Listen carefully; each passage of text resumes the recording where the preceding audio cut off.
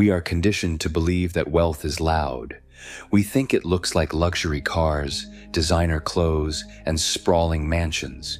But what if the things we buy to look rich are actually the very things keeping us poor? There is a fundamental misunderstanding in how most of us view money. It isn't about how much you earn. It is about a single, simple distinction that separates the wealthy from the working class. It is the difference between an asset and a liability. And once you truly understand it, you can never look at your bank account the same way again. To understand this, let's look at two people, Alex and Sam. They have the exact same job, earn the exact same salary, and live in the same city. Alex believes that because he has a good income, he can afford a good life. He buys a new car on finance. The monthly payment is manageable, he thinks. He upgrades his phone. He subscribes to 4 different streaming services. He moves into a slightly nicer apartment because, technically, the bank says he can afford the rent. Alex looks successful, but Alex has a problem. Alex has acquired liabilities. He has signed up for future obligations. Every month, his money flows in and immediately flows out to pay for the past.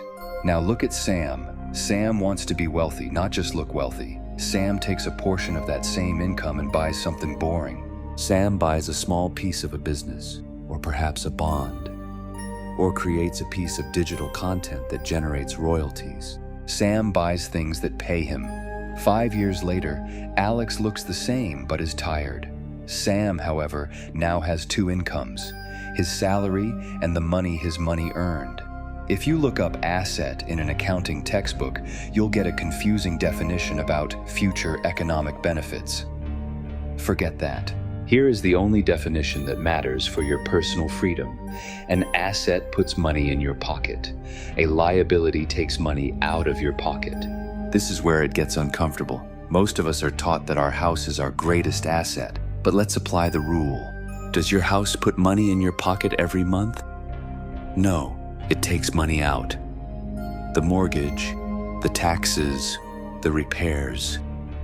By our new definition, a house you live in is a liability. It might have value, but it does not provide cash flow. True assets work while you sleep. They are soldiers you recruit to capture more money for you. A liability is a pet that you have to feed every single month. In the modern world, distinguishing between the two has become harder. Marketing is designed to blur the lines. We are told that buying the latest high-end laptop is an investment in our productivity.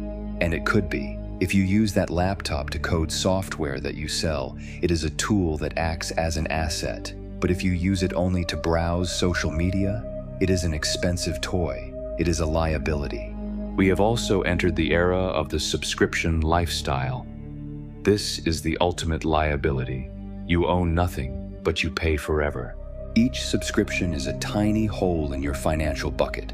Individually, they mean nothing. Collectively, they drain your potential to build freedom. So, how do we fix this? It requires a psychological shift. It requires you to stop asking the question the middle class asks and start asking the question the wealthy ask. When buying something, never ask, "Can I afford the monthly payments?" That is the trap. That question focuses on surviving the month. Instead ask, "What is the return on this money?" Or, "Is this purchase going to feed me, or do I have to feed it?" Building assets is boring. It is slow. It means driving the older car so you can buy the rental property, or the index fund, or the business equipment. It means looking poor for a few years so you can be free for the rest of your life. You don't need to be a Wall Street expert to start. You just need to mind the gap. The gap is the difference between your income and your ego. Audit your life. Identify everything that takes money out of your pocket. Reduce those liabilities where you can. Take the money you save, your gap, and buy your first asset. It doesn't matter if it's only $50 a month. The habit of buying freedom is more important than the amount.